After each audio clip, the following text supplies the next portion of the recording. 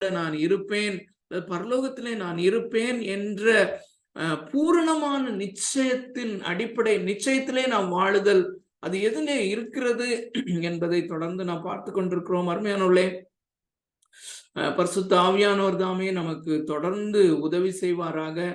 இது மிக மிக முக்கியமானது. இன்றைக்கு அநேகர் தேவனுடைய வருகை சமீபமாக இருக்கிறது, இந்த அடையாளங்களை நாம் பார்க்கும்போது இயேசு சீக்கிரமாக வரப்போகிறார், விசுவாசிகளாக இருப்பவர்களை பார்த்து நீங்கள் ஆயத்தப்பட வேண்டுமானால் இதை செய்ய வேண்டும், அதை செய்ய வேண்டும், இதை செய்ய வேண்டும் என்கிற காரியத்தை சொல்லும் பொழுது அது மக்களுக்குள்ளே ஒரு பெரிய பயத்தை உண்டாக்குகிறது.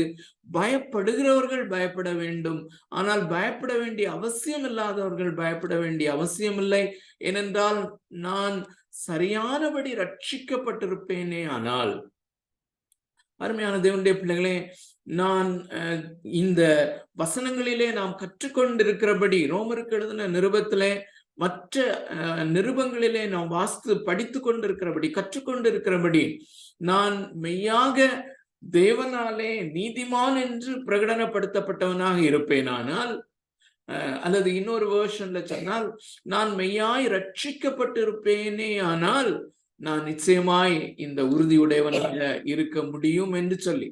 ஆனால் எது ஆபத்தானது என்றால், இன்று அநேக விசுவாசிகள் என்று சொல்லக்கூடியவர்கள் நான் சொல்லுகிற இந்த ஆபத்திலே மாட்டியிருக்கிறார்கள். அதுதான் ஆபத்தானது. நான் ரட்சிக்கப்பட்டிருக்கிறேன் என்று நம்பி இருக்கிறார்கள், ஆனால் அவர்களுடைய ரட்சிப்பு சரியான ரட்சிப்பு அல்ல என்பது மிக மிக மிக பயப்பட வேண்டியதும் ஆபத்தானதுமான ஒரு காரியம். அருமையானவர்களே, இன்றைக்கு திருச்சபை இருக்கிற எல்லா விசுவாசிகளும் அல்லது திருச்சபையிலே உள்ள ப்ரோக்ராம்ஸ் நீங்க பார்த்தீங்கன்னா, அவை ப்ரோக்ராம்ஸும் சரி, திருச்சபையிலே நடைபெறுகிற வேத ஆராய்ச்சிகள் அல்லது ஜபங்கள் அல்லது திருச்சபையிலே வாராவாரம் ஞாயிற்றுக்கிழமை அந்த பிரசங்கங்கள் எல்லாமே எதன் அடிப்படையிலே அமைந்திருக்கிறது என்றால், இங்கே வருகிற ஆல்மோஸ்ட் எல்லாருமே விசுவாசிகளாக இருக்கிறார்கள், எல்லாருமே ரட்சிக்கப்பட்டவர்களாக இருக்கிறார்கள், ஞானஸ்நானம் எடுத்திருக்கிறார்கள், எல்லாரும் ஆகையினாலே ரட்சிக்கப்பட்டவர்களாக இருக்கிறார்கள். அவர்கள் மரித்தால் பரலோகம் போக வேண்டும். ஆகையினாலே அதன் அடிப்படையில் அதை சொல்ல வேண்டுமானால், வித் தட் அசம்ஷன், இந்த அசம்ஷன் இன் அடிப்படையிலே தான் எல்லா ப்ரோக்ராம்ஸ் எல்லா காரியங்களும் இருக்கிறது. மக்கள் யாரும் மாறி மாறி நீ ரட்சிக்கப்பட்டிருக்கிறியான்னு சொல்லி ஒரு காலத்துல கேட்பாங்க. அது கூட இப்போ கேட்க முடியாதபடி அல்லது கேட்காதபடி அவ்வளவு அஷ்யூர்டா இருக்கிறாங்க. நான் அடிக்கடி நான் மறுபடியும் பிறந்த கதையை நான் அடிக்கடி சொல்லி இருக்கிறேன். சோ அந்த நாட்களிலே நான் சென்று கொண்டிருந்த அந்த திருச்சபையிலே அது ஒரு பெந்தைக்கோஸ்தே திருச்சபையாக இருந்தாலும், ஒரு ஆண்டி நிச்சயமா என்னிடத்துல கேட்டவங்க வேறையும் மற்ற வாலிபர்களிடத்திலையும் கேட்டுக்கொண்டிருந்திருப்பார்கள் என்பது நிச்சயமா உறுதியா தெரியும். ஏன்னா என்னிடத்துல மாத்திரம் நிச்சயமா கேட்டிருக்க மாட்டாங்க. Isaac, are you born again? Isaac, are you born again? அருமையான தேவனுடைய பிள்ளைகளே, இதை நாம் சபைகளிலே மாறி மாறி ஒருவருக்கொருவர் கேட்பதிலே அல்லது வாலிபர்களிடத்திலே இதை கேட்பதிலே, இந்த கேள்வியை கேட்பதிலே ஏன் சங்கோச்சப்படுகிறோம், தயக்கம் காட்டுகிறோம் என்பது ஒரு புரியாத ஒரு காரியம்தான். அருமையானவர்களே, இது மிகவும் முக்கியம். To be assured that I am born again, நான் மறுபடியும் பிறந்திருக்கிறேன் என்று திருச்சபைக்கு வருகிறவர்களும் திருச்சபைக்கு வெளியே இருக்கிறவர்களும் ஒவ்வொருவரும் உறுதி செய்து கொள்ள வேண்டியது நிச்சயமான ஒரு காரியம். ஆனால் மறுபடியும் பிறந்திருந்தால் மெய்யாய் தேவனால் நீதிமான் என்று அவர்கள் பிரகடனப்படுத்தப்பட்டவர்களாகத்தான் இருப்பார்கள். அப்படிப்பட்டவர்கள் மிக மிக நிச்சயத்தோடு வாழ முடியும். எந்த ஒரு சந்தேகமும் இல்லாதபடி நிச்சயத்தோடும் மகிழ்ச்சியோடும் வாழ முடியும் என்பதுதான் இந்த பேசேஜ். அருமையான தேவனுடைய பிள்ளைகளே, சோ முதலாவது ஒரு 6 பயன்களை நாம் 4 வசனத்திலே வாசித்தோம். அதை தனியாக வாசிக்க விரும்புகிறேன். ஸோ முதல் 4 வசனங்களையும் தனியாக வாசித்து விட்டு பிற்பாடு 5-11 நான் தனியாக வாசிக்கிறேன். இது ஒரு முகவுரை தான். நாம் ஏற்கனவே பார்த்ததை ஒரு மேலோட்டமாக பார்ப்பதற்காக 5வது அதிகாரம் 1 முதல் 4 வசனங்களை நான் உங்களுக்காக வாசிக்கிறேன். உங்களுடைய வேதாகமத்தை தயவு கூர்ந்து திறந்து இந்த ரோமருக்கு எழுதின நிருபம் 5 எடுத்து என்னோடு கூட பின்பற்றுங்கள். நான் வாசிக்கிறேன். சோ இவ்விதமாக நாம் விசுவாசத்தினாலே நீதிமான்கள் ஆக்கப்பட்டிருக்கிறபடியால் நம்முடைய கர்த்தராகிய இயேசு கிறிஸ்து மூலமாய் தேவனிடத்தில் சமாதானம் பெற்றிருக்கிறோம். அவர் மூலமாய் நாம் இந்த கிருபையில் பிரவேசிக்கும் ஸ்லாக்கியத்தை விசுவாசத்தினால் பெற்று நிலை கொண்டிருந்து தேவ மகிமை அடைவோம் என்கிற நம்பிக்கையினாலே மேன்மை பாராட்டுகிறோம். அது மாத்திரமல்ல, உபத்திரவம் பொறுமையையும், பொறுமை பரீட்சையையும், பரீட்சை நம்பிக்கையையும் உண்டாக்கும் என்று நாங்கள் அறிந்து உபத்திரவங்களிலேயும் மேன்மை பாராட்டுகிறோம். 6 பயன்கள், 6 ஆசீர்வாதங்கள் என்ன? முதலாவதாக, நாம் தேவனிடத்திலே சமாதானம் பெற்றிருக்கிறோம்.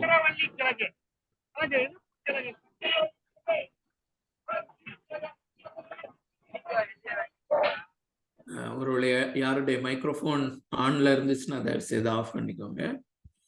ஓகே, நாம் தேவனிடத்தில் சமாதானம் பெற்றிருக்கிறோம் என்றால் தேவன் மனிதர்களுக்கு விரோதமான கோபம் கொண்டிருக்கிறார் என்பதை நாம் அறிந்திருக்கிறோம். மனிதனாக பிறக்கிற ஒவ்வொருவரும் பாவியாக இருக்கிறார்கள் என்பதை மிக தெளிவாக அநேக திருஷ்டாந்தங்களோடு அப்போஸ்தலனாகிய பவுல் இங்கே 3வது அதிகாரத்திலே விளக்குவதை நாம் அறிந்திருக்கிறோம். எல்லாரும் பாவம் செய்து தேவ மகிமை அற்றவர்களாய் இருக்கிறார்கள் என்பதை நாம் அறிந்திருக்கிறோம். நீதிமான் ஒருவனும் இல்லை, ஒருவனாகிலும் இல்லை என்பதை அறிந்திருக்கிறோம். நல்லவன் ஒருவனும் இல்லை, ஒருவனாகிலும் இல்லை என்பதை அறிந்திருக்கிறோம். பிறக்கிற ஒவ்வொருவரும் பாவத்திலே பிறக்கிறபடினாலே இயல்பாக தேவனாகிய கர்த்தர் அவர்கள் மேலே உக்கிர கோபமுடையவராக இருக்கிறார். அந்த உக்கிர கோபாக்கினையின் தண்டனை அவர்கள் மேல் இருக்கிறது. ஆனால் ஒருவனை தேவன் நீதிமான் என்று பிரகடனப்படுத்தும் போது அவன் இந்த தேவனிடத்திலே, அவனிடத்திலே கோபமாயிருக்கிற அவரிடத்திலே அவன் சமாதானம் உள்ளவன் ஆகிறான், அல்லது தேவன் அவனிடத்திலே சமாதானம் உள்ளவர் ஆகிறார். அந்த சமாதானத்தை நாம் பெற்றிருக்கிறோம். 2வது, அவர் மூலமாய் நாம் இந்த கிருபையில் பிரவேசிக்கும் ஸ்லாக்கியத்தை பெற்றிருக்கிறோம். இது தேவனுடைய வீடு என்று சொல்லும் போது அதை மாற்று வார்த்தையிலே நாம் சொல்வோமேயானால் கிருபையின் வீடு, த ஹவுஸ் ஆஃப் கிரேஸ். இந்த சர்ச்சுக்கு அநேகர் அப்படி பெயர் வைக்கிறார்கள். அது அல்ல, இது முழுக்க முழுக்க கிருபையின் மேல் கிருபை, கிருபையின் மேல் கிருபை, தேவனுடைய பலன் என்று சொல்லுகிற, தேவனுடைய ஆசீர்வாதம் என்று சொல்லுகிற அந்த தேவனுடைய கிருபையினால் நிறைந்திருக்கிற அந்த வீட்டிலே நாம் பிரவேசிக்கும் ஸ்லாக்கியத்தை நாம் பெற்றிருக்கிறோம். 3வதாக, இந்த கிருபையிலே பிரவேசிக்கும் ஸ்லாக்கியத்தை மாத்திரம் நாம பெறல, அந்த கிருபையிலே நிலை கொண்டிருக்கிற ஒரு காரியத்தை தேவன், ஒரு ஆசீர்வாதத்தை தேவன் நமக்கு தந்திருக்கிறார். ஒரு நிச்சயமற்றவர்களாக அல்ல, அந்த கிருபையிலிருந்து விழுந்து போகிறவர்களும் மீண்டும் கிருபையிலே வருகிறவர்களும் மீண்டும் விழுந்து போகிறவர்களுமாக அல்ல, அந்த கிருபையிலே நிலை கொண்டிருக்கிற ஒரு ஆசீர்வாதத்தை தேவன் கொடுத்திருக்கிறார். அருமையான தேவனுடைய பிள்ளைகளே, தேவனால் நீதிமான் என்று பிரகடனப்படுத்தப்பட்ட நாம் இந்த கிருபையிலே நிலை கொண்டிருக்கிறோம். அதுதான் நம்முடைய ஸ்டேட்டஸ் என்பதை நாம் மறந்து போக வேண்டாம். சோ 5வதாக நமக்கு ஒரு, ஐ திங்க் 4வதாக, நாம் ஒரு நம்பிக்கையை பெற்றிருக்கிறோம். என்ன நம்பிக்கை? தேவனுடைய மகிமை அடைவோம் என்கிற ஒரு நம்பிக்கை. So we have a living hope. இந்த நாம் மரித்த பின் நாம் ஒரு நித்திய ஒரு சந்தோஷத்திலே நாம் பிரவேசிக்க போகிறோம், அல்லது தேவனுடைய மகிமையிலே பிரவேசிக்க போகிறோம். நாம் மகிமைப்படுத்தப்படுவோம்.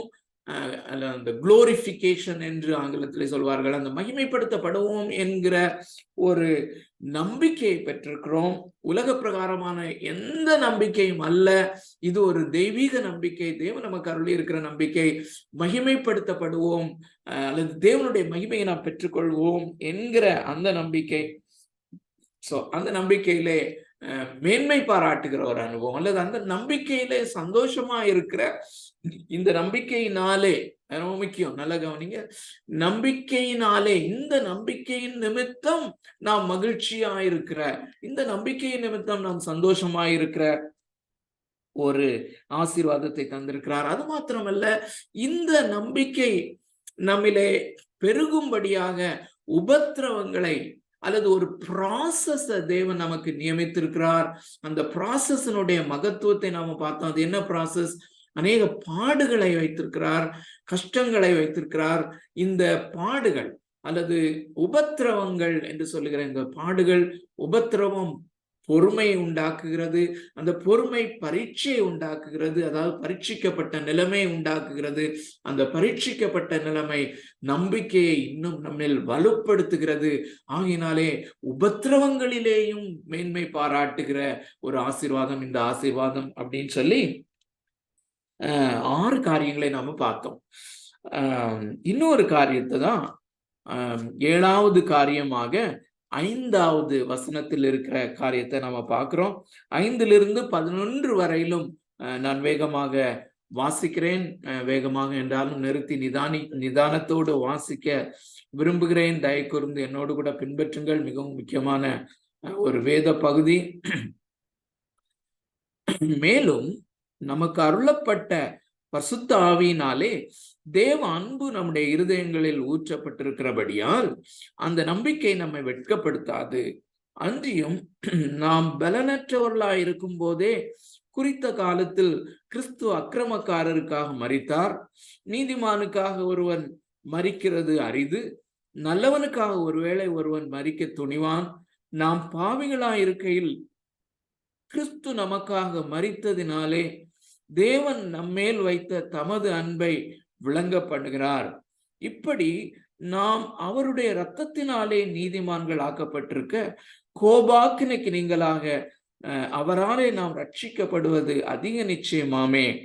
நாம் தேவனுக்கு சத்துருக்களாய் இருக்கையில் அவருடைய குமாரனின் மரணத்தினாலே அவருடனே ஒப்புரவாக்கப்பட்டோமானால் ஒப்புரவாக்கப்பட்ட பின் நாம் அவருடைய ஜீவனாலே ரட்சிக்கப்படுவது அதிக நிச்சயமாமே.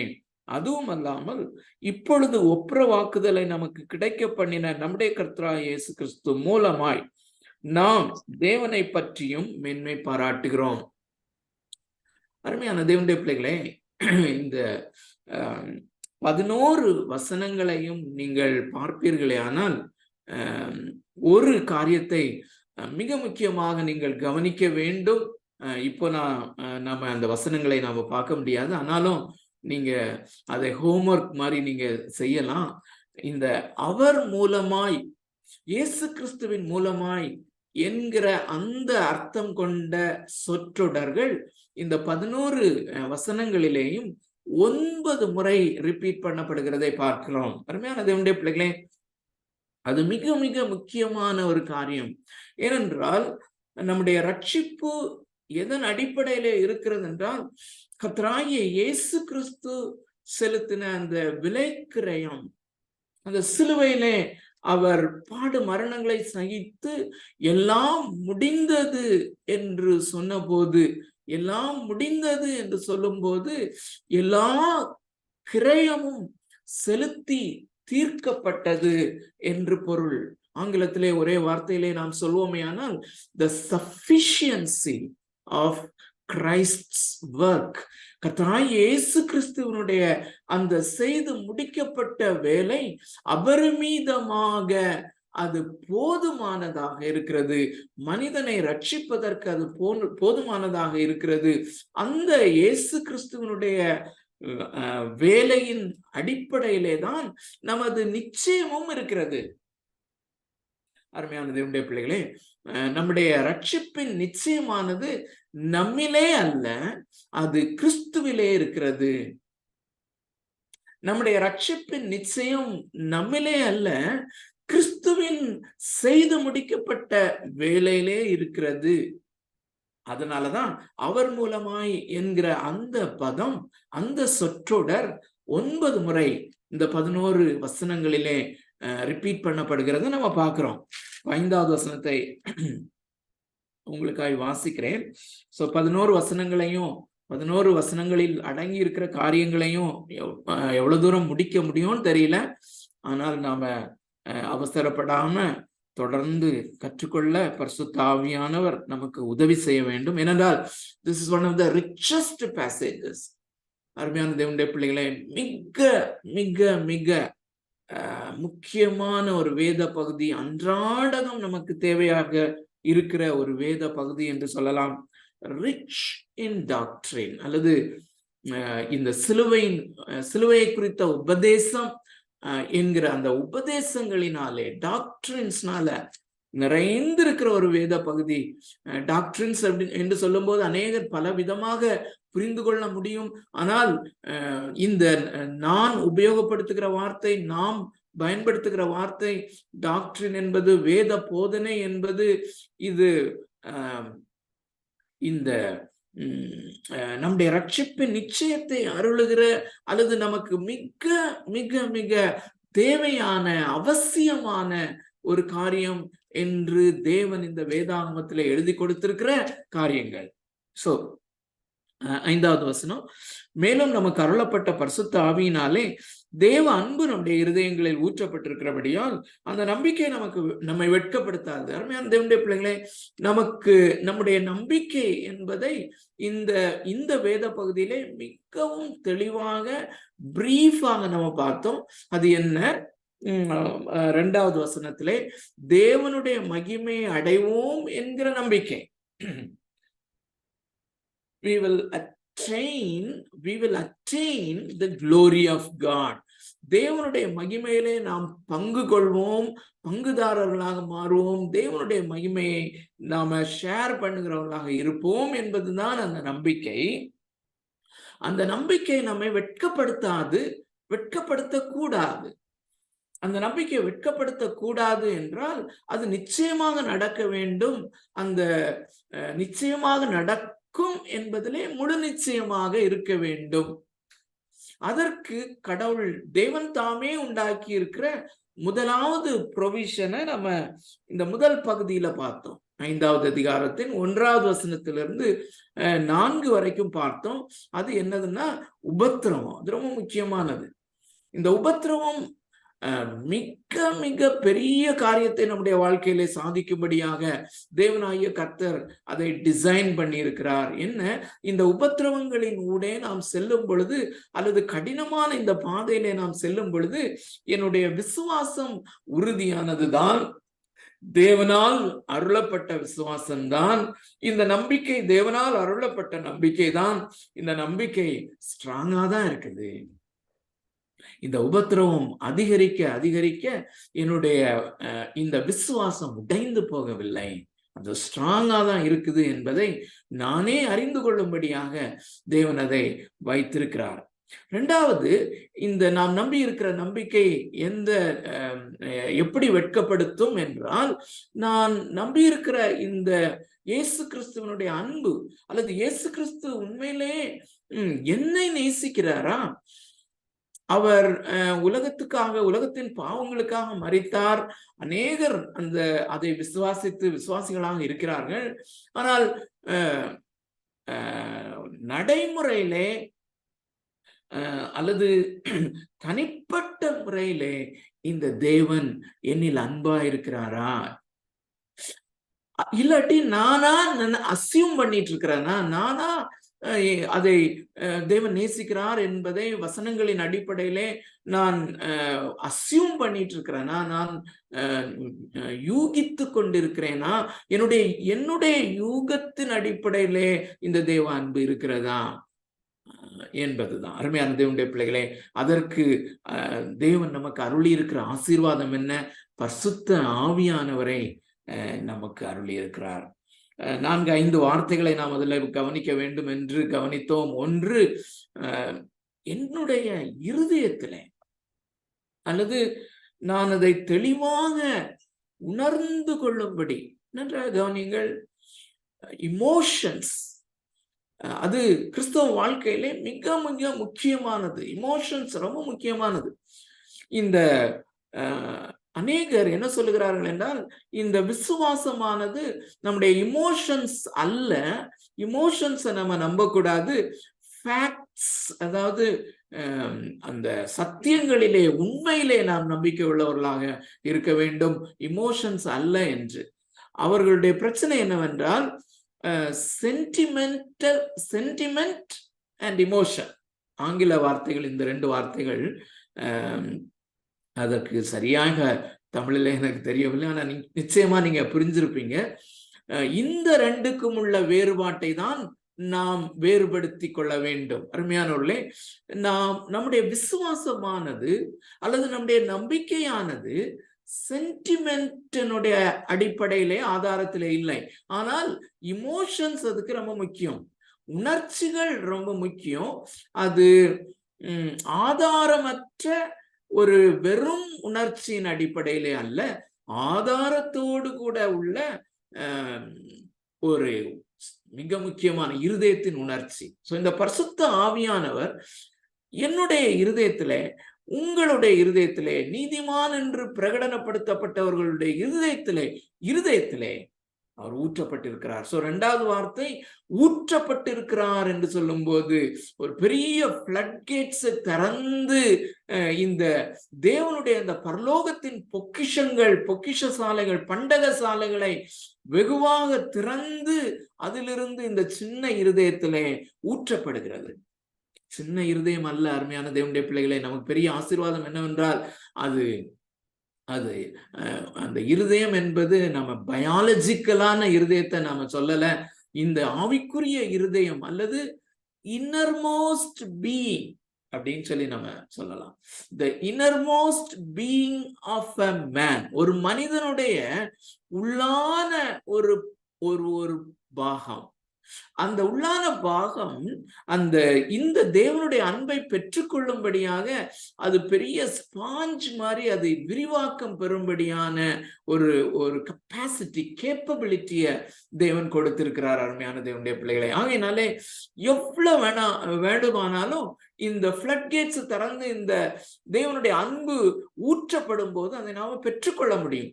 சோ ஒன்று இருதயத்திலே ஊற்றப்படுகிறது, இரண்டாவது அது ஊற்றப்படுகிற ஒரு காரியம், மூன்றாவது தேவ அன்பு, பரிசுத்த ஆவியானவர். சோ இந்த பரிசுத்த ஆவியானவர் என்பவர் அந்த திருத்துவத்தின் மூன்றாவது நபர். நாம் நீதிமான் என்று பிரகடனப்படுத்தப்பட்ட போது அல்லது மறுபடியும் பிறந்த போது நமக்குள்ளே ஊற்றப்பட்டார். ஏனென்றால் அந்த பரிசுத்த ஆவியானவரை கொண்டுதான் நாம் அப்பா பிதாவே என்று தேவனை கூப்பிடுகிறோம். அந்த பரிசுத்த ஆவியானவரால் தான் நாம் அவருடையவர்களாக இருக்கிறோம் என்று ஒரு வசனம் வாசித்தோம். ரோமருக்கு எழுதின நிருபம் 8வது அதிகாரம் 9வது வசனத்துல பரிசுத்த ஆவி இல்லாதவன் அவருடையவன் அல்ல என்று நாம் வாசித்தோம். இன்னொரு வாசித்தோம் 1 கொரிந்தியர் 12வது அதிகாரம் 3வது வசனத்துல பரிசுத்த ஆவி இல்லாமல் ஒருவனும் இயேசுவை கர்த்தர் என்று சொல்லாதிருப்பானாக, சொல்ல முடியாது என்று நாம் பார்த்தோம். சோ இந்த பணிகளை மாத்திரம் செய்கிறவர் அல்ல. இன்னும் 2 வசனங்களை கொஞ்சம் வேகமாக பார்க்கலாம். ஒரு கை இதுல வச்சுக்குவோம், ஏன்னா திரும்ப சீக்கிரமாக நம்ம இங்க வரணும், மற்ற வாசிக்கிற வசனங்களிலே நிற்காதபடி. எபேசியர் 1வது அதிகாரம் 13வது வசனம். எபேசியர் 1வது அதிகாரம் 13வது வசனம். அருமையானவர்களே, எதன் அடிப்படையிலே நாம் இந்த வசனங்களை பார்க்கிறோம் என்றால், பரிசுத்த ஆவியானவர் நமக்குள்ளே ஊற்றப்பட்ட போது அல்லது நாம் மறுபடியும் பிறந்த போது பரிசுத்த ஆவியானவர் நமக்குள்ளே வந்து அந்த அக்கிரமங்களினாலும் பாவங்களினாலும் மரித்ததாயிருந்த நம்முடைய ஆவியை அவர் உயிர்ப்பித்தாரே, அப்பொழுது அவர் செய்த அநேக காரியங்கள், அநேக ஃபங்க்ஷன்ஸ், அவருடைய காரியங்கள் நமக்கு இந்த ரட்சிப்பின் நிச்சயத்தை கொடுப்பதாகவே இருக்கிறது என்பதை உறுதிப்படுத்துகிறதாக இருக்கிறது. 1வது அதிகாரம் 13வது வசனத்திலே ஒரு சத்தியத்தை நாம் பார்க்கிறோம், 14லே ஒன்றை பார்க்கிறோம். இது நமக்கு நன்றாக தெரிந்ததுதான், அதனால வேகமாக நாம அப்சர்வேஷன் முடிச்சிடலாம். 13வது வசனம், நீங்களும் உங்கள் ரட்சிப்பின் சுவிசேஷமாகிய சத்திய வசனத்தை கேட்டு விசுவாசிகளான போது அப்சர்வ் இட், அதை நாம் ஆழமாக நம்முடைய இருதயத்திலே பதித்து கொள்ள பரிசுத்த ஆவியானவர் நமக்கு உதவி செய்வாராக. சத்திய வசனத்தை கேட்டு விசுவாசிகளான போது வாக்குத்தத்தம் பண்ண பரிசுத்த ஆவியால் அவருக்குள் கிறிஸ்துவுக்குள் முத்திரை போடப்பட்டீர்களே. we have been sealed. பரிசுத்த ஆவியானவர் நமக்கு முத்திரை போடுகிற ஒரு அனுபவமாக, முத்திரையாக இருக்கிறார். அப்படியானால் இது இழந்து போகக்கூடாத ஒரு காரியம் என்கிறதை அவர் உறுதிப்படுத்துகிறார். யூசுவலா கவர்மெண்ட் ஆர்டர்ஸ், அரசாங்கத்தினுடைய அந்த அதிகார பத்திரங்கள் கவர்ஸ்ல போட்டு அல்லது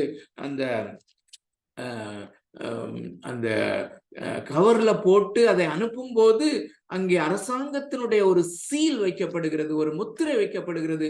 அதுபோல இந்த பரிசுத்த ஆவியானவர் முத்திரையாக இருக்கிறார். Be damn sure that இது அண்ட சராசரங்களை படைத்த தேவனாலே இந்த முத்திரை போடப்படுகிறது. ஆகையினாலே உங்கள் ரட்சிப்பு இழந்து போகக்கூடிய ஒரு காரியம் அல்ல என்பது. 14வது வசனம்,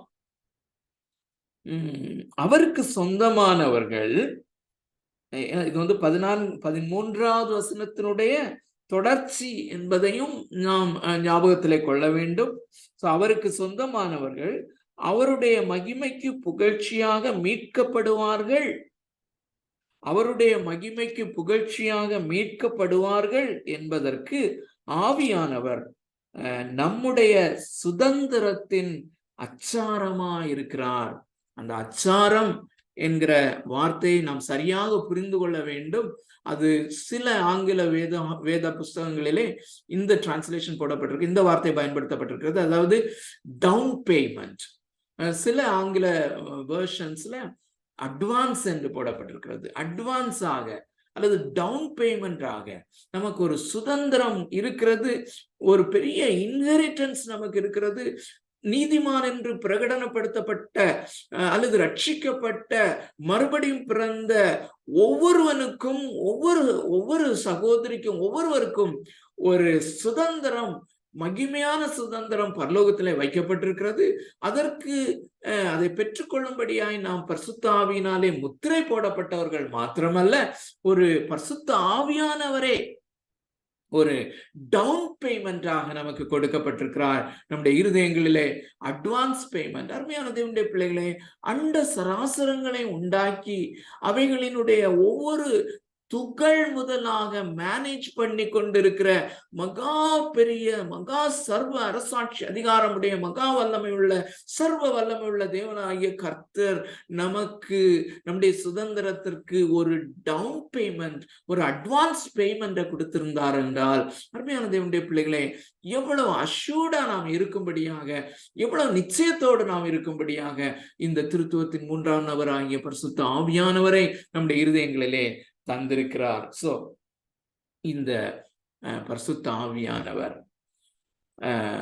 கடைசியா இந்த 5வது வசனத்தினுடைய ஒரு வார்த்தை தேவ அன்பு. இந்த பரிசுத்த ஆவியானவர் மூலமாக, when the Holy Spirit came into us, when the Holy Spirit was poured into us, பரிசுத்த ஆவியானவர் நம்முடைய இருதயங்களிலே ஊற்றப்பட்ட போது, அருமையான தேவனுடைய பிள்ளைகளே, அவர் எதை ஊற்றினார் என்றால், he poured the love of God. தேவனுடைய அன்பை நம்மிலே ஊற்றினார். இந்த பைபிள் ஸ்டடி தொடக்கத்திலே நான் ஒரு ஸ்டேட்மெண்ட் சொன்னேன், அருமையான தேவனுடைய பிள்ளைகளே, அதை திரும்பவும் சொல்லி அதை வேறு வேர்ஷன்ல நான் சொல்ல விரும்புகிறேன். ஏனென்றால் அது இதோடு மிக மிக தொடர்புடையது. என்னுடைய ரட்சிப்பின் நிச்சயம், உங்களுடைய ரட்சிப்பின் நிச்சயம் உங்களிலே அல்ல, அல்லது என்னுடைய ரட்சிப்பின் நிச்சயம் என்னிலே அல்ல, அது இயேசு கிறிஸ்துவிலே இருக்கிறது, அது தேவனிலே இருக்கிறது, அது இயேசு கிறிஸ்து செய்து முடித்த வேலையிலே இருக்கிறது என்று சொன்னேன். அதை தொடர்ந்து அதை இன்னும் கொஞ்சம் புஷ் பண்ணி முன்னால கொண்டு போய் வேறு விதமாக சொல்லுகிறேன். அருமையான தேவனுடைய பிள்ளைகளே, என்னுடைய ரட்சிப்பின் நிச்சயம் தேவன் என்னை நேசிக்கிற அல்லது தேவன் என் மேல் கொண்டிருக்கிற அன்பின் அடிப்படையிலே இருக்கிறது. மாறாக, நல்ல கவனிங்க, மாறாக நான் அவரிலே அன்பு கூறுகிற அன்பின் அடிப்படையிலே அல்ல. This is an amazing truth. அருமையான தேவனுடைய பிள்ளைகளே, இது ஒரு மிக மிக நம்முடைய மனதை திக்குமுக்காட செய்கிற ஒரு சத்தியம். ஆங்கிலத்திலே மைண்ட் பாக்லிங் அல்லது மைண்ட் ப்ளோயிங் ட்ரூத் என்று சொல்வார்கள் அல்லவா? மைண்ட் ப்ளோயிங், நம்முடைய மனதை திக்குமுக்காட செய்கிற ஒரு சத்தியம். அருமையான தேவனுடைய பிள்ளைகளே, என்னுடைய ரட்சிப்பின் நிச்சயம் நான் தேவனிலே அன்பு கூறுகிற அன்பின் அடிப்படையிலே இருக்குமானால் அது நிலையற்றது. இன்னைக்கு அநேகர் இந்த விசுவாசிகள் என்று சொல்லிக்கொண்டு ரட்சிக்கப்பட்டிருக்கிறேன் என்று சொல்லிக்கொண்டு நான் தேவனுடைய வருகையிலே போவேனா போக மாட்டேனா, அதற்கு நான் எக்ஸ்ட்ராவா என்னுடைய ஜெப நேரத்தை நான் கூட்ட வேண்டும், என்னுடைய வேத வாசிப்பை நான் கூட்ட வேண்டும், நான் இயேசுவை நேசிக்கிறதை கூட்ட வேண்டும். அப்படி கூட்டி இன்னைக்கு இயேசுவை அதிகமாய் நேசித்தது போல ஒரு உணர்வு இருக்கிறது. நாளை காலையில் எழும்போது ஏதோ ஒரு பாவம் செய்து விட்டேன், ஐயோ நான் இயேசுவை நேசிக்கவில்லை, நான் இந்த பாவத்தை செய்து விட்டேன், நான் ரட்சிக்கப்பட்டிருக்கிறேனா அல்லது நான் இன்னும் பரிசுத்தமாகவில்லையே, நான் இன்னும் பரிசுத்தமா இல்லையே. இந்த உணர்வுகள் சரிதான் அருமையானவர்களே. என்னுடைய என்னுடைய இந்த நான் இயேசுவை நேசிக்கிற என்னுடைய அன்பின் அடிப்படையிலே என்னுடைய ரட்சிப்பின் நிச்சயம் இல்லை. அதற்கு மாறாக அவர் என்னில் அன்பு கூறுகிறார் என்பதுதான். இதை பார்க்கும்படி, இதை உறுதி செய்து கொள்ளும்படியாய் நம்ம ஒரு கை இங்கே வச்சுக்கிடுவோம். ரோமருக்கு எழுதின நிருபம் 8வது அதிகாரத்துக்கு நம்ம வருவோம். அருமையான தேவனுடைய பிள்ளைகளே, நமக்கு நல்லா தெரியும் ரோமர் 8வது அதிகாரம் முதல் பகுதியில கிட்டத்தட்ட கடைசி வரையிலும் இந்த பரிசுத்த ஆவியானவரை குறித்த மிக தெளிவான போதனைகளை இங்கே நாம பார்க்கிறோம் இல்லையா? அது நமக்கு நல்லா தெரியும். சோ நம்ம வாசித்த ரோமர் 5வது அதிகாரம் 5வது வசனத்துல பரிசுத்த ஆவி, தேவ அன்பு, இந்த ரெண்டையும் பிடிச்சுக்கோங்க. இப்போ 8வது அதிகாரத்துல முதல் பகுதி முழுசும் இந்த பரிசுத்த ஆவியானவரை தேவனாகிய கர்த்தர் நமக்கு தந்திருக்கிறதுனாலே இந்த பரிசுத்த ஆவியானவருடைய விலையேற பெற்ற ஊழியங்களை அவர் மிகவும் அங்கமாக அம்சமாக வர்ணிக்கிறத நம்ம பார்க்கிறோம். அது மிகவும் எக்ஸைட்டிங்கான ஒரு காரியம்தான். ஆனால் இது எதிலே முடிவடைகிறது என்றால் இந்த 35வது வசனத்திலிருந்து 39 வரைக்கும் நம்ம எல்லாருமே ஃபெமிலியர் தான். So this chapter ends with God's love. அருமையானவர்களே, எவ்வளவு ஒரு அழகாக பரிசுத்த ஆவியானவர் இந்த நிருபத்தை வடிவமைத்திருக்கிறார் என்பதை பார்க்கும்போது மிக மிக ஆச்சரியமாக இருக்கிறது. பரிசுத்த ஆவியானவரை குறித்த பெருவாரியான போதனைகளை 8வது அதிகாரத்தின் முதல் பகுதியிலே கொடுத்து கொண்டே வருகிறவர் அந்த பரிசுத்த ஆவியானவர் மூலமாக தேவனுடைய அன்பை நிலை ஊற்றி இருக்கிறார். அந்த அன்பு எப்படிப்பட்ட தன்மை உடையது அப்படிங்கிறதான் 35ல இருந்து 39 வசனம் வரைக்கும் வாசிக்கிறோம். இது நம்மில் ஒரு சிலருக்கு ரொம்ப ஃபெமிலியர் தான், ஆனாலும் எல்லாருடைய ஆசீர்வாதத்திற்காக இதை வாசிக்கிறேன். The reading itself is a great blessing. அருமையான தேவனுடைய பிள்ளைகளே, இந்த வேத பகுதிகளை வாசிக்க எத்தனை தடவை வாசித்தாலும் இந்த வேத வசனங்கள் ஆவியாயும் ஜீவனாயும் இருக்கிறது என்பதை நீங்கள் உணர்ந்து கொள்ள முடியும். ஜஸ்ட் ஃபாலோ வித் மீ, என்னோடு கூட பின்பற்றுங்கள். உங்களுடைய வேதாகமத்திலே பாருங்கள், என்னுடைய வார்த்தைகளை பின்பற்றுங்கள். சோ உமது நிமித்தம் என் நேரமும் கொல்லப்படுகிறோம், அடிக்கப்படும் ஆடுகளைப் போல் எண்ணப்படுகிறோம் என்று எழுதியிருக்கிறபடி நேரிட்டாலும். இந்த ஸ்டேட்மெண்ட்டும் ரொம்ப முக்கியம். ஏன்னா ரோமர் 5வது அதிகாரத்திலையும் அந்த 5வது வசனத்துக்கு முன்னால உபத்திரவங்களை பற்றி தான் பார்க்கிறோம். சோ உபத்திரவங்களின் ஊடேதான் இந்த காரியங்கள் கிரியை செய்வதை நாம் அதிகமாய் பார்க்க முடியும் என்பது மறுக்க முடியாத ஒரு சத்தியம், அருமையான தேவனுடைய பிள்ளைகளே.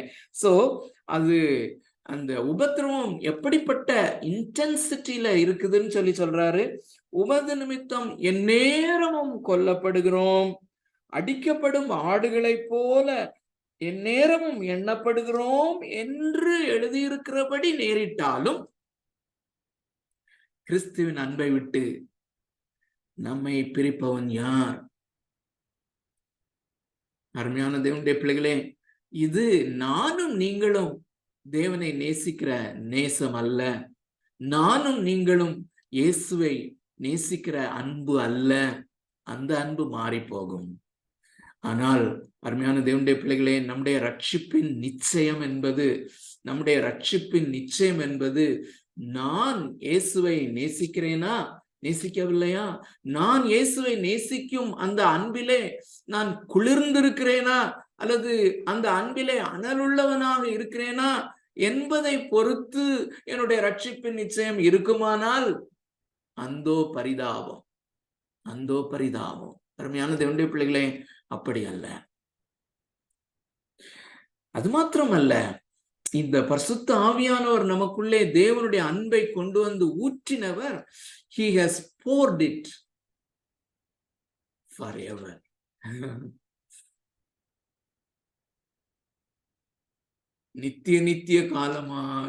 நித்திய காலமாய் அவனுக்குள்ளே ஊறும் என்று இயேசு சொன்ன வாக்குத்தத்தம் அது மாறாதது. When the Holy Spirit of God has been poured in your heart, when the love of God has been poured into your heart, it is poured forever. And அந்த நம்பிக்கை நம்ம வெட்கப்படுத்தாது. சோ அந்த அன்பினுடைய தன்மை என்ன? கிறிஸ்துவின் அன்பை விட்டு நம்மை பிரிப்பவன் யார்?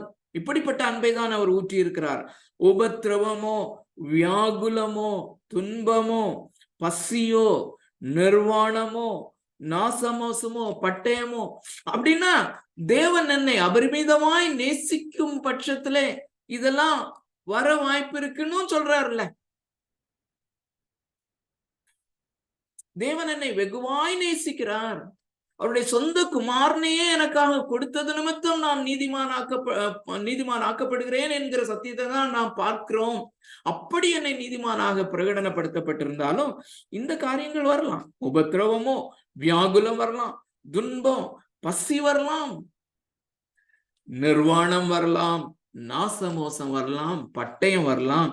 இவை எல்லாவற்றிலேயும் நாம் நம்மில் அன்பு கூறுகிறவராலே முற்றும் ஜெயம் கொள்ளுகிறவர்களாய் இருக்கிறோம்.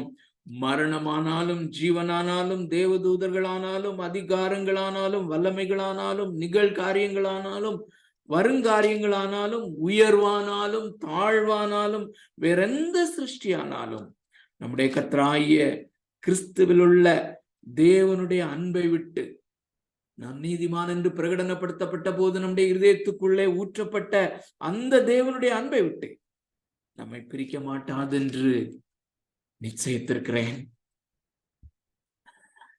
What an amazing promise it is. அருமையான தேவனுடைய பிள்ளைகளே, இந்த பாவ உலகத்திலே ஆளும் பொழுது அன்றாடகம் இந்த பாவ உலகத்தினாலே, பாவத்தினாலே மாசுபட்ட இந்த உலகத்திலே மாசுபட்ட அந்த சிஸ்டம்ஸ்ல நம்ம வேலை செய்யும் பொழுது என்னுடைய அன்பு the responsive love வேற, அது குளிர்ந்து போகலாம், குளிர்ந்து போகிறது. அது ரொம்ப ஐஸ் கோல்டா மாறிடுது. நான் உண்மையிலேயே இயேசுவை நேசிக்கிறேனா இல்லாட்டி மாய்மாலம் பண்ணுகிறேனா என்று நான் சந்தேகிக்கும் விதத்திலே அந்த அளவுக்கு கோல்டா மாறிடுச்சு. But still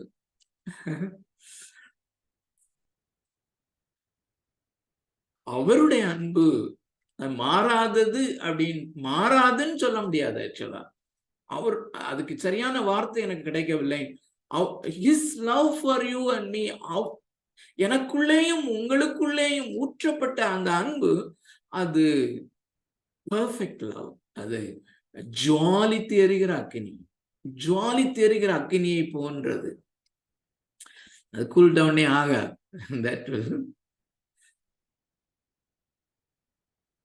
that will never cool down in any situation. எந்த சூழ்நிலையிலும். என்றால் அது என்னுடைய அன்பின் அடிப்படை ஆதாரத்திலே அல்ல. ஓகே, இப்ப நம்ம தொடர்ந்து ரோமர் 5வது அதிகாரம் 5வது வசனத்துக்கு நாம வரலாம். சுவாமியான தேவனுடைய பிள்ளைகளே, இந்த 6வது வசனத்திலிருந்து 11வது வசனம் வரையிலும் இங்கே பரிசுத்த ஆவியானவர் என்ன செய்கிறார், அல்லது அப்போஸ்தலனாகிய பவுல் என்ன செய்கிறார் என்றால், இந்த அன்பு எப்படிப்பட்ட தன்மை உடையது என்பதை அவர் சொல்லுகிறார் என்பதை காட்டிலும்,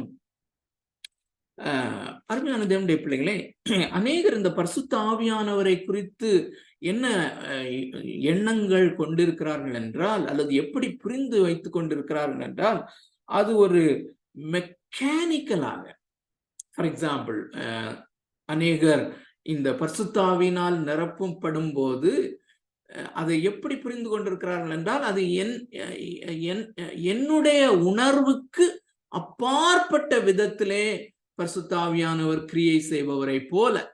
அதாவது நான் என்ன பாஷை பேசுறேன்னு எனக்கே தெரியல, நான் எப்படி பிஹேவ் பண்றேன்னு எனக்கே தெரியல. அதாவது அந்த ஈவில் ஸ்பிரிட்ஸ் பொசஸ் பண்ணும்போது, அல்லது அசுத்த ஆவிகள் பொசஸ் பண்ணும்போது அவங்களுக்கே தெரியாம இன்னொரு ஆவி செய்வது போல என்று புரிந்து கொள்கிறார்கள். அதுதான் நான் சொல்ற அந்த வேர்ட், மெக்கானிக்கலாக. நல்ல கவனிங்க, என்னுடைய மைண்டுக்கு அப்பாற்பட்ட விதத்திலே இன்னொரு காரியம் செயல்படுவது போல அப்படி அல்ல. இந்த பரிசுத்த ஆவியானவர் என்னுடைய இருதயத்திலே தேவனுடைய அன்பை ஊற்றும் போது அது எதன் அடிப்படையில் இருக்கிறது என்றால், அல்லது அதற்கு சரியான ஒரு ஆங்கில வார்த்தை என்னவென்றால், it is mediated by truth. சத்தியத்தினாலே அது மத்தியஸ்தம் செய்யப்படுகிறது. அப்படின்னா என்ன அர்த்தம் அப்படின்னா, இந்த பரிசுத்த ஆவியானவர் தேவனுடைய அன்பை என்னுடைய இருதயத்திலே ஊற்றினார் என்றால், இந்த பரிசுத்த ஆவியானவர் என்ன செய்கிறார்? இந்த இருதயத்திலே ஊற்றப்படுவதற்கு முன்பதாக என்னுடைய மனதிலே அவர் போதிக்கிறார், அல்லது அவர் இந்த சத்தியங்களை கொண்டு வருகிறார். எந்த சத்தியங்களை கொண்டு வருகிறார்? இயேசு கிறிஸ்து சிலுவையிலே எனக்காக செய்து முடித்த அந்த கிரியைகளை, வேலைகளை வித்தியாசமான கோணங்களிலே, நாம் அடிக்கடி அந்த வார்த்தையை பிரயோகிப்பது போல, அந்த கெலிடோஸ்கோப் போல இந்த உபதேசத்தை அப்போஸ்தலனாகிய பவுல் வேறொரு இடத்துல எழுதும்போது சிலுவையை குறித்த உபதேசம் என்கிற அந்த ஒரு சொற்றொடரை பயன்படுத்துகிறார். சோ இந்த சிலுவையை குறித்த உபதேசத்தை, அல்லது இயேசு கிறிஸ்துவனுடைய வாழ்க்கையை குறித்த, அவருடைய மரணத்தை குறித்த, அவருடைய அடக்கம் பண்ணப்படுதல், உயிர்த்தெழுதலை குறித்த, அல்லது கிறிஸ்து செய்து முடித்த அந்த காரியங்களை வித்தியாசமான கோணத்திலே போதனையாக என்னுடைய மனதிலே கொண்டு வருகிறார். இது மிகவும் முக்கியம். ஆகையினாலதான் இந்த ரோமன்ஸ் பைபிள் ஸ்டடி ரொம்ப முக்கியம் என்று சொல்லுகிறோம். இதில் பார்ட்டிசிபேட் பண்ணணும்னு சொல்றோம். சோ இந்த இது இல்லாதபடியும் நாம் குழுக்களாக வேதத்தை கற்றுக்கொள்ள வேண்டும் என்று சொல்லுகிறோம். வேத போதனை தொடர்ந்து இருக்க வேண்டும் என்று சொல்லுகிறோம். அதற்காக தான் ஞாயிற்றுக்கிழமைகளிலே பிரசங்கங்கள், வேத போதனைகள் நிரம்பி இருக்கிறது. கிறிஸ்துவை குறித்து, இந்த ரட்சிப்பை குறித்து தம்பி இளங்கோனை சொல்லும் போது கூட பாடல்களையும், கிறிஸ்து எனக்காக செய்து முடித்த அந்த ரட்சிப்பின் கிரியையை வர்ணிக்கிற அந்த பாடல்கள், இவைகள் எல்லாவற்றையும் இன்றைக்கு பரிசுத்த ஆவியினால் நிரப்பப்படுதல் என்று சொல்லி அதை நீங்க கேர்ஃபுல்லா அப்சர்வ் பண்ணீங்கன்னா, நன்றாக மியூசிக்கல் இன்ஸ்ட்ருமெண்ட்ஸ் உடைய நேர்த்தி அல்லது அதனுடைய வைப்ரன்சி, அதன் மூலமாக இருதயத்துக்கு ஒரு டைரக்ட் அப்பீல் கொடுக்கப்படுகிறது, ஒரு இமோஷனை ஸ்டர் பண்றது மாதிரி. பரிசுத்த ஆவியானவர் அவ்விதமாக செயல்படுகிறவர் அல்ல என்பதைத்தான் இந்த வேத பகுதியிலே மிக தெளிவாக பார்க்கிறோம். 5வது வசனத்திலே இந்த பரிசுத்த ஆவியானவர் தேவனுடைய அன்பை நம்முடைய இருதயங்களிலே ஊற்றினார் என்று சொல்லும் போது 6 முதல் 11 வரை அந்த உபதேசம். What an amazing Holy Spirit we have, who inspired Apostle Paul to write this. அந்த ஏன்னா இந்த 6 முதல் 11 வரைக்கும் உள்ள இந்த வேத பகுதியை நம்ம அட்ஜஸ்ட்ரெச்சா முடிக்கணும்னு எனக்கு ஆசை. ஏன்னா லீவ் நாட்கள் வந்து அதுக்கு பிறகு வரும்போது எப்படி இருப்போம்னு தெரியாது. பட் ஆனாலும் நாம இயேசு கிறிஸ்துவை நேசிக்கிறது மாறி போனாலும் அவருடைய அன்பு மாறாததுனால சரியா பிக்கப் பண்ணி கொண்டு போக ஆண்டவர் கிருபை செய்வார். ஒருவேளை ஃபுல்லா முடிக்க முடியாட்டாலும் நம்ம காத்திருப்போம். ஏன்னா நான் எப்பவுமே சொல்லுகிறபடி 11வது வசனத்துக்கு போனோன்னு தான் ரொம்ப ஆசையா இருக்கு. ஏன்னா எப்போதுமே இந்த கிளைமேக்ஸ் வந்து கடைசி வசனத்துல வந்துருது. ஸோ அந்த விதத்திலே தான் பரிசுத்த ஆவியானவர் இந்த வேத பகுதியை வடிவமைத்திருக்கிறார். 6வது வசனம் ஒரு படி நம்மை மேலே ஏற்றி கொண்டு போகிறது, 7 கொஞ்சம் மேலே ஏற்றி கொண்டு போகிறது, 8 கொஞ்சம் மேலே ஏற்றி கொண்டு போகிறது, 9, 10, 11 வரும்போது amazing. Oh, thank God for the Holy Spirit of God.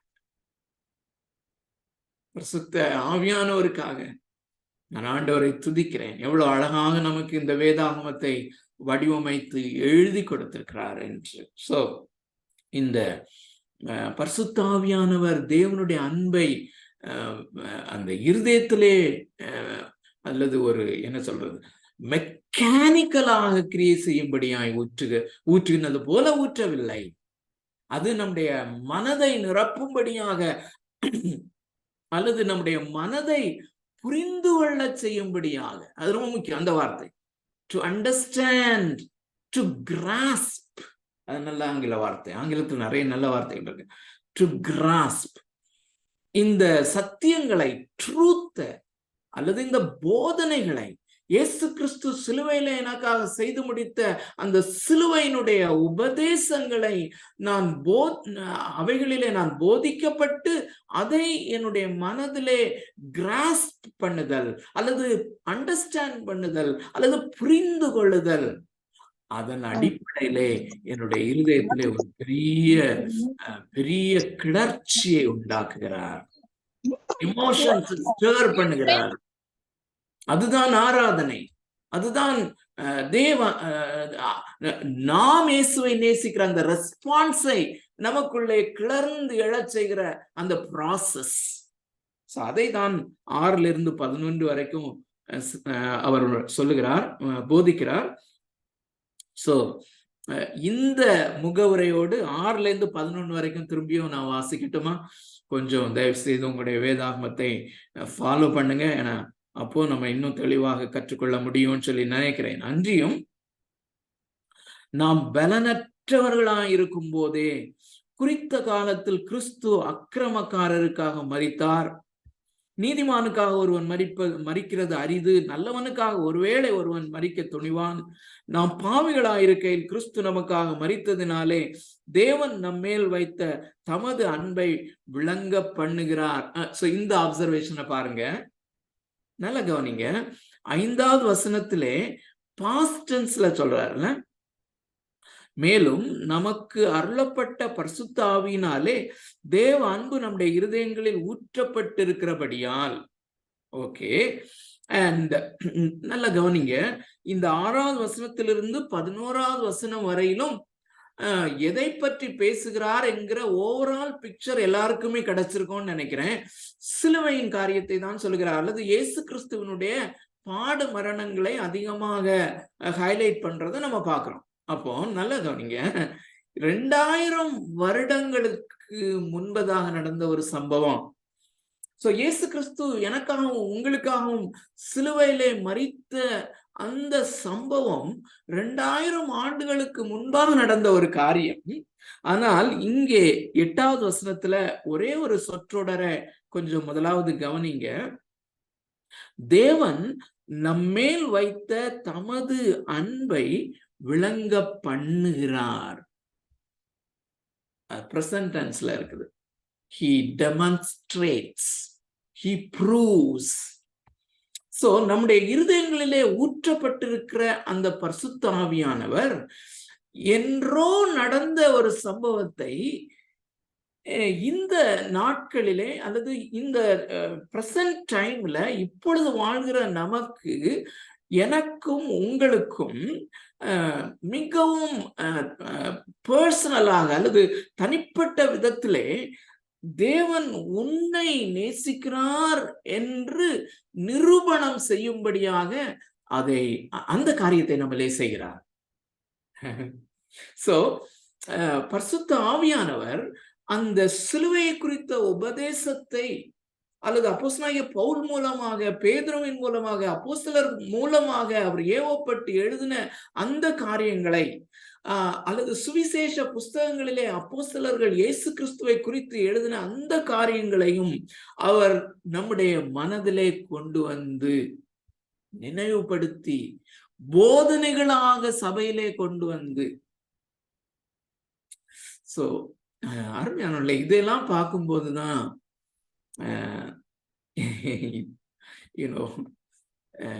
நம்ம பைபிள் ஸ்டடிக்கு ஆட்கள் எவ்வளவு வராங்க அப்படின்னு சொல்லி நம்ம கொஞ்சம் கொஞ்சமா தான், கொஞ்சம் நம்பர் தான் இல்லை. ஆனா ஒன்றுமே இல்லாத பிரசங்கங்கள், அதாவது உன் நம்பிக்கை வீண் போகாது, நீ கடன் பிரச்சனையில இருந்து ஆண்டவர் உன்னை விடுவிப்பாரா, நம்பிக்கையோடு இருக்கிறல்ல, அந்த நம்பிக்கையை உனக்கு வீண் போகாது, அப்படியெல்லாம் வெற்று வார்த்தைகளை பேசுகிற அந்த போதகங்கள் நிரம்பி, எதுக்காக நான் என்ன சொல்ல வந்தேன்னா, அருமையான தேவனுடைய பிள்ளைகளே, இவ்வளவு ரிச்சாக, இவ்வளவு ஒரு அன்றாடகம் இந்த உலகத்துல 50 வருட விசுவாசி 50 வருடங்களாக தொடர்ந்து இந்த சிலுவையை குறித்த உபதேசம் அல்லது இந்த காரியங்கள், கிறிஸ்துவை குறித்த இந்த உபதேசங்களை திரும்ப திரும்ப திரும்ப போதித்தாலும் nobody will be bored. அப்படி போர்டமே இருக்காது. ஆனா இப்படிப்பட்ட ரிச்சான காரியங்கள் இருக்கும்போது வெறும் வெற்று வார்த்தைகளை எப்படி அவர்களால் பேச முடிகிறது, அதை என்ஜாய் பண்றவங்க எப்படி அதை என்ஜாய் பண்றாங்க, இதெல்லாம் எண்ணும் போதுதான் ரொம்ப ரொம்ப ரொம்ப ரொம்ப ரொம்ப ஆச்சரியமாக இருக்கிறது. எப்படி சாத்தானானவன் மக்களை அந்த வஞ்சித்து வைத்திருக்கிறான் என்று. அருமையான தேவனுடைய பிள்ளைகளே, இந்த this passage is rich and so 2000 வருடங்களுக்கு முன்பு அந்த சிலுவையிலே செய்து முடிக்கப்பட்ட காரியத்தை இந்த பரிசுத்த ஆவியானவர், நம்முடைய இருதயங்களிலே ஊற்றப்பட்டிருக்கிற பரிசுத்த ஆவியானவர் ஃப்ரெஷ்ஷா, தனிப்பட்ட பர்சனலா எனக்கும் உங்களுக்கும் கொண்டு வந்து அந்த உறுதிப்பாட்டோடு செய்கிறார். உன்னை இயேசு நேசிக்கிறார், பிதாவாகிய தேவன் நேசிக்கிறார் என்கிற காரியத்தை கொண்டு வருகிறார். 1-2 மேற்போக்கான காரியங்களை மாத்திரம் அப்சர்வ் பண்ணி இன்றைக்குள்ள பைபிள் ஸ்டடியை முடிச்சிடலாம், நேரம் ஆகிறது. ஸோ அடுத்த வாரம் வைப்போமா என்கிற காரியத்தையும் குறித்து நீங்க தம்பி இளங்கோ அல்லது ஜாஷுவா, ஃப்ரெடி கலந்து பேசலாம். ஸோ நல்லா கவனிங்க. நான் முதலிலே சொன்னேன், அது 6வது வசனம் ஒரு படி போலவும், 7வது வசனம் அடுத்த படி போலவும், 8 அடுத்த படியை போலவும் செல்கிறது என்று. இந்த கிறிஸ்து நமக்காக மரித்தார், நமக்காக, எனக்காக, உங்களுக்காக அப்படிங்கிற அந்த நமக்காக அப்படிங்கிற காரியத்தை, அந்த வார்த்தையை அல்லது நம்மை, நாம் யார் என்கிற காரியத்தை பிரதிபலிக்கும்படியாக 4-5 வார்த்தைகளை பயன்படுத்துகிறார். அதை மாத்திரம் கொஞ்சம் முதல்ல பார்ப்போம். 6வது வசனத்துல சொல்கிறார், அன்றியும் நாம் பலனற்றவர்களா இருக்கும் போது. அடுத்தது அதே வசனத்துல 2வது அந்த வாக்கிய தொடரை நீங்கள் பார்ப்பீர்களே, ஆனால் குறித்த காலத்திலே கிறிஸ்து அக்கிரமக்காரருக்காக மரித்தார். அடுத்தது 8வது வசனத்துல நாம் பாவிகளாயிருக்கையில், அடுத்தது 10வது வசனத்துல சத்துருக்களாயிருக்கையில். சோ அருமையானவர்களே, நாம் பலனற்றவர்களாயிருக்கையில் அப்படின்னு சொல்லும்போது அந்த வசனத்துக்கு ஜஸ்ட் லெஃப்ட் சைட்ல நீங்க பாத்தீங்கன்னா, நாம 4வது அதிகாரத்தை தியானிக்கும் போது, கற்றுக்கொள்ளும் போது, ஆபிரகாம் பலனற்றவனாக இருந்தான், ஆனால் விசுவாசத்திலே பலவீனனா இருக்கவில்லை அப்படின்னு பார்த்தோம்ல. அந்த காரியம் தான் அருமையான தேவனுடைய பிள்ளைகளே. அவ வாசித்தலாம் ஜஸ்ட் ஆக்சுவலா 19வது வசனம், அவன் விசுவாசத்திலே பலவீனமா இருக்கவில்லை, அவன் ஏறக்குறைய 100 வயதுள்ளவனா இருக்கும் போது தன் சரீரம் செத்து போனதையும் சாராளுடைய கர்ப்பம் செத்து போனதையும் எண்ணாதிருந்தான் அப்படின்னு சொல்லி. சோ செத்து போன நிலைமை. ஆக்சுவலா இந்த சொற்றொடரிலே அல்லது இந்த வாக்கியத்தொடரிலே அப்போஸ்தலனாகிய பவுல் என்ன சொல்லுகிறார் என்றால், ஹிஸ்டரியில நடந்த காரியம், குறித்த காலத்திலே அப்படிங்கிறது ரொம்ப முக்கியமானது. சோ மனிதன் கிட்டத்தட்ட 4000 ஆண்டு காலமாக, அதாவது அந்த மனிதன் பாவம் செய்தபடியினாலே தேவனால் உண்டான சாபத்தை பெறும்போதே ஸ்திரீயின் வித்து என்று அந்த இரட்சகரை குறித்த வாக்குத்தத்தம் பண்ணப்பட்டிருந்தாலும், அதை தொடர்ந்து கிட்டத்தட்ட 4000 ஆண்டுகள், அது எப்பொழுதுமே எனக்கு இந்த சுவிசேஷத்தை குறித்து நினைக்கும் போது மிகவும் ஆச்சரியத்தை கொடுக்கிற ஒரு காரியம். ஏன் இந்த 4000 ஆண்டுகள் இந்த வாக்குத்தத்தத்திற்காக தேவன் காத்திருக்க வேண்டும்? சரித்திரத்திலே காத்திருக்க வேண்டும். அதற்கு பின்பு கொஞ்சம் வருடங்கள் கழித்த பின்பு சீனாய் மலையிலே ஒரு பெரிய நியாயப்பிரமாணத்தை கொடுத்து, அந்த நியாயப்பிரமாணத்தின்படி வாழும்படியாக கட்டளை கொடுத்து, அதற்கு பிறகு இன்னும் 2000 ஆண்டுகள் கிட்டத்தட்ட. சோ இப்படி 4000 ஆண்டுகள் சரித்திரத்திலே இந்த வாக்குத்தத்தத்தை நிறைவேற்ற காத்திருக்க வேண்டும் என்றால், this is amazing. மனிதன் இந்த தேவனுடைய கட்டளைகளின்படி என்னால் வாழ முடியாது, எவ்வளவு பெரிய பலவீனன், அதாவது செத்து போன அளவுக்கு பலவீனன் என்ற வார்த்தை அங்கே பயன்படுத்தப்பட்டிருந்தாலும் அது எதற்காக பயன்படுத்தப்பட்டிருக்கிறார் என்றால், you are week as a dead person. மரித்த ஒருவன் அவன் தானாக ரட்சிக்கப்பட முடியாது. அவன் தனியாய் பலவீனப்பட்டிருக்கிறான், தன்னைத்தானே ரட்சித்துக் கொள்ள முடியாது. He cannot make not even a single move towards God. தேவனை தேடும்படியாக அவன் தன்னில் தானே அல்லது தானாகவே ஒரு அடி கூட எடுத்து வைக்க முடியாத அளவிலே அவன் பலவீனமானவன், அவன் செத்து போனவன். அப்படி இருக்கும்போது குறித்த காலத்திலே, this is amazing, ஒரு காலத்தை அவர் உலக தோற்றத்திற்கு முன்பதாகவே குறித்திருந்தார். ரோம சாம்ராஜ்யத்தினுடைய எந்த காலகட்டம் ஏற்றது என்பதை அவர் தீர்மானித்திருந்தார். யார் இந்த கிறிஸ்துமஸ் காலங்களிலே, இதோட நம்ம முடிக்கலாம், கிறிஸ்துமஸ் காலங்களிலே இந்த கிறிஸ்துவை கொண்டாடுகிற நான் என்னுடைய கிளாஸ்ல அன்னைக்கு சொன்னேன்னா, we are not celebrating Christmas but we are celebrating Christ. Christmas என்பது ஒரு பண்டிகையை நாம் கொண்டாடவில்லை, அந்த நபரை கொண்டாடுகிறோம், கிறிஸ்துவை கொண்டாடுகிறோம். குறித்த காலத்திலே உலக தோற்றத்திற்கு முன்பதாகவே அடிக்கப்படும்படியாக குறிக்கப்பட்டவர்.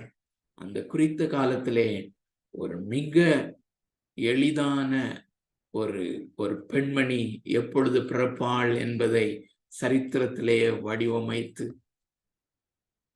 அந்த யோசேப்பு என்கிற தச்சன் சோ ஆதாம் முதற்கொண்ட அந்த வம்சாவளி அழகாக எழுதுகிறார் இல்லையா அந்த அந்த அந்த அப்போஸ்தலன். சோ ஆதாம் முதற்கொண்டு அந்த மிக மிக துல்லியமாக யோசேப்பும் மரியாளும் பிறந்து வளர்கிற காரியங்கள், அந்த ரோம சாம்ராஜ்யத்தினுடைய தலைவனாக இருக்கிற அந்த சீசர், அந்த ரோம பேரரசனாலே அந்த குடிமதிப்பு எழுதப்பட வேண்டிய காரியங்கள் எல்லாவற்றையும் சரியாக தீர்மானித்து சரியாக அவைகளை பிளான் பண்ணி பிறக்க செய்தது குறித்த காலத்திலே. Amazing God. மீதி உள்ள காரியங்களை நம்ம தொடர்ந்து கற்றுக்கொள்வோம். 11ஆம் வசனம் வரையிலும் போயிடலான்னு யோசித்தது. பட் எனிவே பரிசுத்த ஆவியானவர் தொடர்ந்து நம்மை வழி நடத்துவாராக. ஓவர் டு தம்பி இளங்கோ.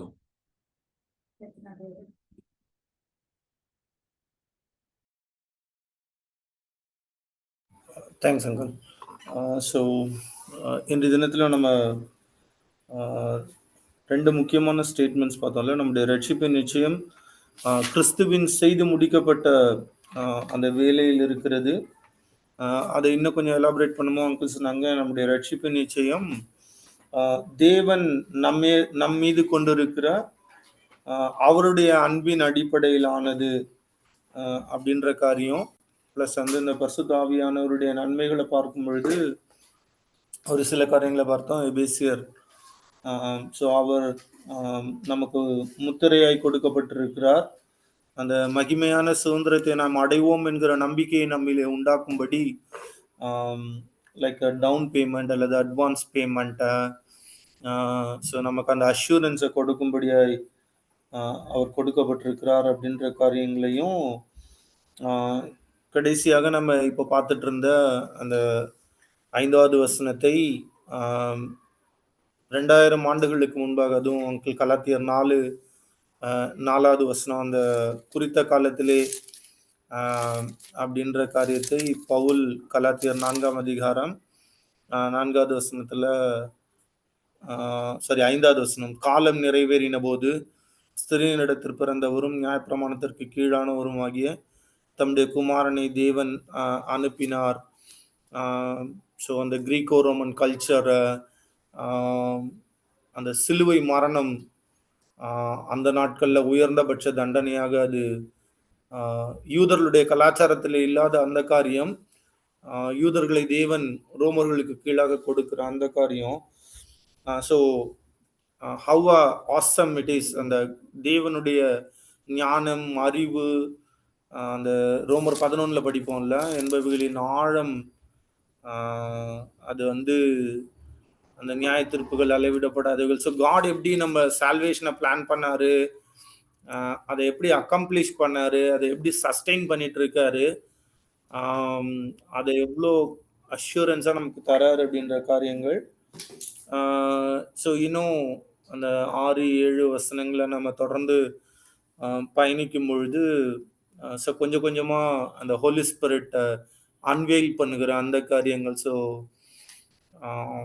அந்த உச்சபட்சமான காரியங்களுக்குள்ளாக தாவீது சங்கீதம் 16 சொல்றபடி உங்களுடைய வலது வருஷத்திலே நித்திய பேரின்பம், ஸோ அந்த பேரின்பத்திற்கு நேராக பரிசுத்த ஆவியானவர். அதுவும் ஒரு முக்கியமான காரியத்தை அங்கிள் சொன்னாங்க, 2000 வருடங்களுக்கு முன்பாக சிலுவையிலே நடந்த நிகழ்வு, அதை இன்னைக்கு நமக்கு எப்படி அவர் அன்ஃபோல்டு பண்ணி அது நமக்கு ஜாயா மாறும்படிக்கு எப்படி பரிசுத்த ஆவியானவர் உதவி செய்கிறார் அப்படின்ற அந்த காரியத்தை நம்ம தொடர்ந்து அதை அனுபவிக்க, அதை பார்க்க, அந்த அதனால உண்டாகிற ஜாய் தான் ரொம்ப முக்கியமான ஜாய். அந்த ரொம்ப நாளைக்கு அப்புறம் எல்லாரும் ரோமன்ஸ் 8 கடைசி வசனங்களை நம்ம கேட்டுருப்போம். நாம் நம்ம அன்பு கூறுகிறவராலே அப்படின்றத எல்லாரும் மறைச்சிட்டு கடைசி வசனத்துக்கு வந்துருவாங்க, நம்முடைய தேவனுடைய அன்பை விட்டு பிரிக்க மாட்டார். ஸோ நாம நிக்கணும். பட் நம்ம எப்படி நிலைநிறுத்துகிறார், அந்த தேவனுடைய அன்பு எப்படி நம்மை நிலைநிறுத்துகிறது கிறிஸ்துவுக்குள்ளாக. ஸோ அந்த கான்ஃபிடன்ஸ், அந்த அஷூரன்ஸ்ல தான் பால் சொல்றாரு, ஐ எம் ஷுர், எனக்கு தெரியும், என்னை வந்து கிறிஸ்துவின் அன்பை விட்டு பிரிக்க முடியாது. ஏன் அப்படின்னா என்னிலே அன்பு கூறுகிற நபர் அப்படிப்பட்ட நபர் அவரு. ஸோ என்னை கிறிஸ்துவுக்குள்ளாய் முன்குறித்து என்னை அழைத்து தம்முடைய மகிமைக்கு புகழ்ச்சியாய் என்னை மீட்டிருக்கிற நபர், அவர் எப்படிப்பட்டவர் அப்படின்ற காரியங்களை பார்த்தோம். ஸோ தொடர்ந்து நம்ம ஜெபிக்கலாம். தேவன் நமக்கு கிருபை செய்வாராக. ஃப்ரெடி, ப்ரேயர் பண்ண முடியுமா? ஓகேண்ணா. நல்ல பிதாவே, இந்த நல்ல வழிக்காக உமக்கு நாங்கள் நன்றி செலுத்துகிறோம் ஆண்டவரே. அப்பா, அந்த வழியிலும் கூட கர்த்தாவே அப்பா, உம்முடைய வேத வசனங்களை நாங்கள் தியானிக்கும்படிக்கு நீர் எங்களுக்கு கொடுத்த ஆண்டவரே அந்த கிருபைக்காக உமக்கு நன்றி செலுத்துகிறோம். விசேஷமாக சுவாமி ஆண்டவரே, நீர் ஆண்டவரே அந்த ஆண்டவரே கிறிஸ்துவின் அன்பை ஆண்டவரே எங்களுக்குள்ளாக நீர் ஊற்றி கொண்டு இருக்கிற அப்படின்னால நமக்கு ஸ்தோத்திரம் ஆண்டவரே. அப்பா ஆண்டவரே, அந்த அன்பு எவ்வளவு பெரியது என்பதை நாங்கள் பார்த்தோம் ஆண்டவரே. அப்பா கர்த்தாவே ஆண்டவரே, நாங்கள் பலனற்றவர்களாக இருந்த பொழுதிலும் ஆண்டவரே அப்பா, எங்களால் ஆண்டவரே விசுவாசிக்க கூடாதவர்களாக நாங்கள் இருந்த பொழுதிலும் ஆண்டவரே, நாங்கள் மரித்த நிலைமையில இருந்த பொழுதிலும் ஆண்டவரே, எங்களால் எதையுமே நாங்கள் செய்ய முடியாத நிலைமையில இருந்த பொழுதிலும் நீர் ஆண்டவரே எங்களிடத்தில் அன்பு செலுத்தி ஆண்டவரே எங்களே ஆண்டவரே உம்முடைய கிருபையினால ரட்சித்திருக்கிறீரே, உமக்கு நன்றி செலுத்துகிறோம் ஆண்டவரே.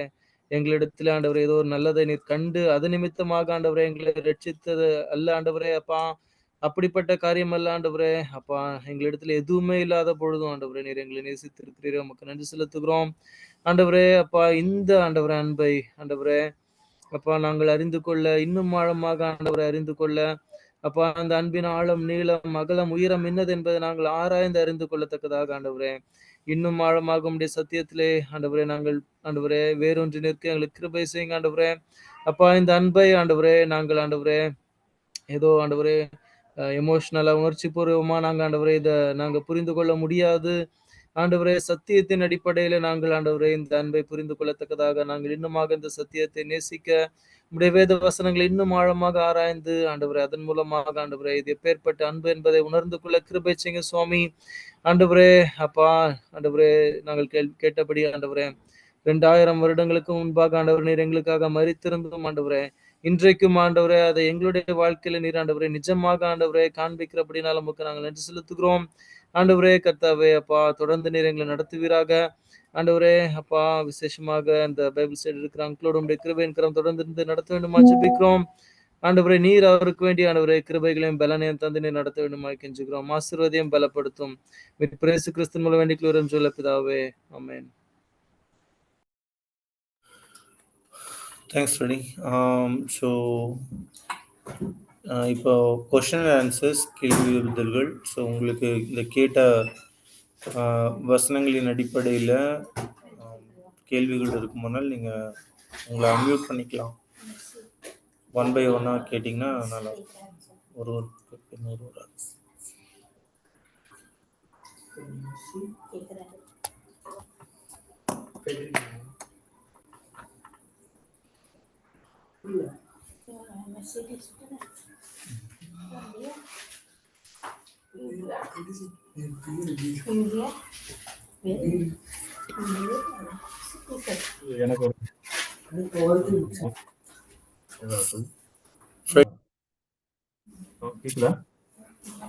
இல்ல யார் கொஸ்டின் கேட்கறது? ஜாஷுவா, கொஞ்சம் சவுண்டா கேட்கணும் ஜாஷுவா. கேக்குதா இப்போ? இப்போ பெட்டரா இருக்கா அங்கிள்? இப்போ எனக்கு ஒரு சின்ன கிளாரிபிகேஷன் மட்டும் அங்கிள். இப்போ சால்வேஷன் அஷூரன்ஸ்ல வந்து நம்மளுடைய லவ் அப்படின்றது இம்மெட்டீரியல் அப்படின்ற மாதிரி நம்ம இன்னைக்கு பார்த்தோம். அஃப்கோர்ஸ், ஏன்னா அதாவது நம்மளுடைய அன்பு நம்மளை வந்து ரட்சிப்புல கரை சேர்க்காது. கிறிஸ்து நம்ம மேல வச்சிருக்கிற அன்பு மாத்திரம்தான் நம்மளைய வந்து அந்த இறுதி ரட்சிப்புக்கு நம்மளைய கொண்டு சேர்க்கும். That is absolute truth. But other சைட்ல இப்போ ஆண்டவர் வந்து எந்த சபைக்கு சொன்னார்னு தெரியல, வெளிப்படுத்தல் விசேஷத்துல நீ ஆதியிலே கொண்டிருந்த அன்பை விட்டாய் அப்படின்ற அந்த காரியத்தை ஆண்டவர் அங்க காண்பிக்கிறாரு. ஸோ அதனுடைய கான்சிக்வன்சஸையும் ஆண்டவர் ரொம்ப அங்க சீரியஸா கொண்டு வர்றாரு. ஸோ அது ஒரு விஷயம். அண்ட் யூஸ்வலா இப்போ நாம வந்து எந்த அளவுக்கு வந்து ஆண்டவருக்குள்ளார இருக்கிறோம் அப்படின்ற அந்த ஒரு காஜ் வந்து நம்ம வந்து வசனத்தையும் கிறிஸ்துவையும் எவ்வளவு தூரம் நம்மளால நேசிக்கவோ இது பண்ணவும் முடியுது, அண்ட் பாவத்தை எவ்வளவு தூரமா வெறுக்க முடியுது அப்படின்ற அந்த ஒரு காஜும் நமக்கு தேவை அப்படின்றதும் ரிஃபார்மர்ஸ் அண்ட் அந்த மாதிரியான ப்ரீச்சர்ஸ் சொல்றதையும் நான் கேட்டிருக்கிறேன். ஸோ இப்போ இதுல இன்னைக்கு நம்ம பார்க்குற இந்த விஷயங்கள் எப்படி ஃபிட்டின் ஆகுது அப்படின்றத பத்தி கொஞ்சம் சொன்னீங்கன்னா நல்லா இருக்குங்க. அது எல்லாருக்கும் பிரயோஜனமா இருக்கும்னு நினைக்கிறேன், எனக்கும் கூட. ஓகே, தேங்க்யூ தம்பி, நல்ல கேள்வி. இந்த பாரடாக்ஸ் நாம எப்பொழுதும் சரியாக புரிஞ்சு வச்சிருக்கணும். அது ரொம்ப நல்லது. ரொம்ப நல்லதுன்னு இல்லை, இன்னோவேட்டபிள் கண்டிப்பா வேணும். நாம இந்த வேத பகுதியின் ஆதாரத்துல இந்த நம்முடைய ரட்சிப்பின் நிச்சயத்தினுடைய வலுவான ஆதாரத்தை தான் நம்ம பார்த்துட்டு இருந்தோம். அதே நேரத்துல த ரெஸ்பான்சிவ் லவ் என்று சொல்லக்கூடிய நாம் அவரை நேசிக்கிற காரியம் மிகவும் கண்டிப்பாக அவசியமான காரியம். ஆனா அந்த நாம் அவரை நேசிக்கிற அந்த ரெஸ்பான்சிவ் லவ், தேவன் என்னை நேசிக்கிற, இயேசு கிறிஸ்து என்னை நேசிக்கிற அந்த அன்புக்கு நான் மாறாக அல்லது அந்த அன்பினாலே என்னுடைய இருதயத்துல இன்ஸ்பயர் ஆகி வருகிற என்னுடைய அன்பு, அதையும் இந்த அன்பு வந்து கேரண்டி கொடுக்கிறது, அதாவது செய்து நிறைவேற்ற உதவி செய்கிறது. இன் ஒன் வே நல்ல ஒரு எக்ஸாம்பிள் அது அந்த எபேசு சபைக்கு தேவன் ஆண்டவர் கொடுக்கிற அந்த எச்சரிக்கை. அதாவது நாம் அடிக்கடி பார்த்திருக்கிறோம், இந்த வேதாகமம் என்பது 3 விதத்திலே அது அந்த எழுதப்பட்டிருக்கிறது. ஒன்று கட்டளைகள், இன்னொன்று வாக்குத்தத்தங்கள், இன்னொன்று எச்சரிப்புகள். ஸோ அந்த எச்சரிப்புகள் ஈக்குவலி, வாக்குத்தத்தங்கள் எவ்வளவு நம்முடைய பரிசுத்த வாழ்க்கைக்கு முக்கியமோ அதே மாதிரி எச்சரிப்புகள் மிக முக்கியமானது. அந்த எச்சரிப்பின் அடிப்படையில தான் அந்த எபேசு சபைக்கு தட்ஸ் வெரி இம்பார்ட்டன்ட். ஏன்னா தட்ஸ் வெரி வெரி சீரியஸ். தம்பி ஜாஷுவா சொன்னது போல அது ரொம்ப சீரியஸ். நீ ஆதி அன்பிலிருந்து நீ விழுந்து போனாய், விட்டாய், இந்த அன்புக்கு வரலன்னா நான் விளக்கு தண்டை எடுத்து போடுவேன் அப்படின்னு சொன்னா you will be doomed, you will be damned, அல்ல அந்த அர்த்தம். ஸோ இது வந்து ஆக்சுவலா எதற்கு ஒப்பிடலாம் என்றால், ஒரு கணவனும் மனைவியுமாக ஒரு மேரேஜ்ல கவனன்ட் பண்றாங்க. அந்த கவனன்டல் லவ், அந்த கவனன்ட் அவங்க அதுக்கு பிறகு அவங்க குடும்ப வாழ்க்கை நடத்தும் போது 2 பேரும் அந்த கவனன்ட் ரிங் அல்லது தாலி ஏதோ ஒன்று அணிஞ்சிருக்கிறாங்க. அந்த கவனன்ட்ல இருந்து அவங்க மாறல, அந்த கவனன்ட்டை பிரேக் பண்ணல. ஆனா 4 நாள் 5 நாள் சண்டை போட்டாங்கன்னா 4 நாள் 5 நாள் பேசாம இருந்துடுறாங்க. சிலர் ஒரு வாரம் பேசாம இருந்துடுறாங்க. ஸோ அந்த கணவனோ மனைவியோ அந்த ஒருவரில் ஒருவர் அன்பிலே நிலைத்திருக்கவில்லை. That doesn't mean that அந்த கவனன்ட் முறிந்து போகவில்லை. ஸோ தேவன் நம்மேல் வைத்திருக்கிற அன்பு அப்படிப்பட்ட அன்பு, அது மாறாதது, அது ஒரு கவனன்ட் லவ். ஆனா நாம பாவம் செய்யும் போதோ இல்லாட்டி பல காரியங்கள்ல என்னுடைய கில்ட் அல்லது என்னுடைய அந்த நான் பாவம் செய்யும் போது அவரோடு உள்ள அந்த பிராக்டிக்கல் ரிலேஷன்ஷிப் நிச்சயமாக பாதிக்கப்படுகிறது. நான் அவரை நேசிக்கிற அன்பிலே நான் குளிர்ந்து போகிறேன். இம்மீடியட்டா இந்த மாதிரி அந்த எபேசு சபைக்கு கொடுத்த எச்சரிப்பு மாதிரி ஏராளமான எச்சரிப்புகள் இருக்குது. இம்மீடியட்டா நம்ம வந்து அந்த எவ்வளவு ஏழையராக எவ்வளவு சீக்கிரமாக அந்த ரிலேஷன்ஷிப்பை நம்ம புதுப்பிக்க முடியுமோ அந்த அளவு அந்த திரும்பி அந்த கணவன் மனைவி 4 நாள் பேசல அப்படின்னா 5ஆவது நாள் வந்து அவ்வளவு நாள் இருக்க வேண்டிய அவசியம் இல்லை. அவங்க திரும்பியும் ஒருத்தருக்கு ஒருத்தர் சாரி கேட்கும்போது அந்த ரிலேஷன்ஷிப் ரெஸ்டோர் ஆயிருக்கு. ஸோ அதே பிரின்சிபிள்ல நம்ம திரும்பியும் வந்து அந்த அதுக்காக தான் வேதத்தை வாசித்தல், இந்த சிலுவையின் உபதேசம் இதுக்குள்ள வந்து, ஏன்னா அது நம்மளை இருக்க விடாது. இந்த அதுதான் மேன்மையானது.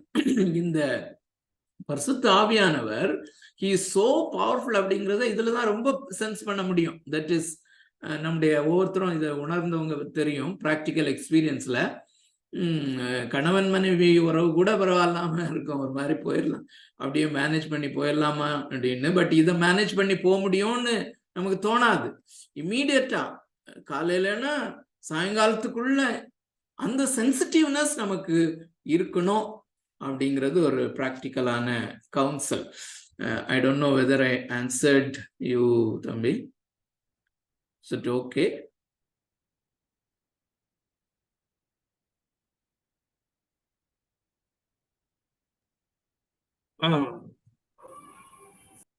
ஓகே. தேவன் நமக்கு பரிசுத்த ஆவியானவரை கொடுத்திருக்கிறார், அவர் விடமாட்டாரு. அண்ட் வேத வசனத்திற்கு நம்ம திரும்ப திரும்ப வரணும். we should turn back again and again to the word of God. அதுதான் முக்கியமானது. ஓகே. அதாவது அந்த தேவனுடைய அன்பினுடைய அந்த ரெஸ்பான்ஸ் வந்து அது வந்து நம்மளிடத்துல காணப்படாத இருக்கும் பொழுது அது வந்து எச்சரிப்பாக நமக்கு வந்து வசனங்களை ஆண்டவர் வச்சிருக்கிறாரு. சோ அது வந்து நமக்கு வந்து மனம் திரும்புவதற்கு இருக்குது. எக்ஸாக்ட்லி. அதை நம்ம ரியலைஸ் பண்ணி உடனே வேர்ட் ஆஃப் காடுக்கு திரும்பணும். Word of God is full of Christ love. அல்லது நம்ம மைண்ட்லேயே கூட நம்ம பெற்றிருக்கிற அந்த சிலுவையை குறித்த உபதேசத்தை பரிசுத்த ஆவியானவர் கொண்டு வர்றதுக்கு நம்ம அலோவ் பண்ணி we should come back to the love relationship again. Thanks, Uncle.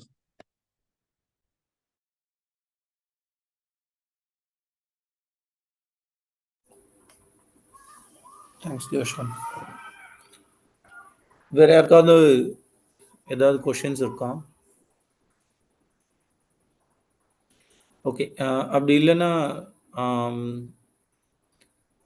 Uncle சொன்ன அந்த நெக்ஸ்ட் வீக்ல இருக்க காரியங்களை குறித்து ஜாஷ்வா ஃப்ரெடி பேசிட்டு like we will post you என்ன அப்படின்ற டெசிஷன்ஸை. ஸோ நம்ம இன்றைக்கு கேட்ட சத்தியங்களை தியானிங்க அதிகமாக. அந்த வேத பகுதிகளை திரும்ப திரும்ப வாசித்து பாருங்க. ஸோ நம் பலவீனம் உள்ள இருக்கையில் அக்கிரமக்காரருக்காக தேவன் மரித்தார். ஸோ நம்மளை எவ்விதமாக பரிசுத்தாவியானவர் வர்ணிக்கிறார் அதை நம்ம புரிந்து கொள்ளவும், இன்னொரு பக்கத்தில் அந்த அதிக நிச்சயம் அப்படின்ற அந்த காரியங்களையும் நம்ம புரிந்து கொள்ளவும் தேவன் நமக்கு தொடர்ந்து உதவி செய்வாராக. Thank you all. God bless you. Will we close here?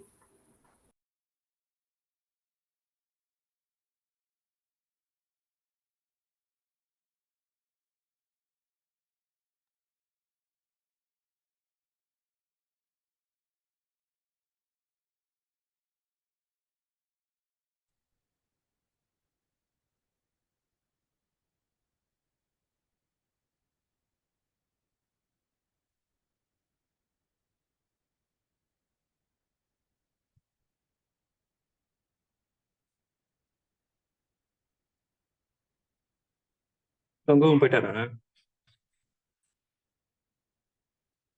Hello,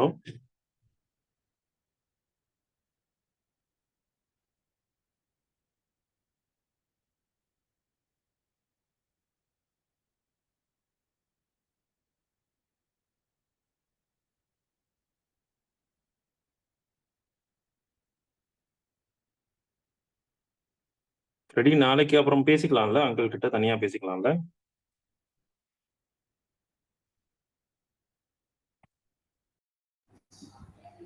அண்ணா அவங்க வெளியே போயிருக்காங்கண்ணா.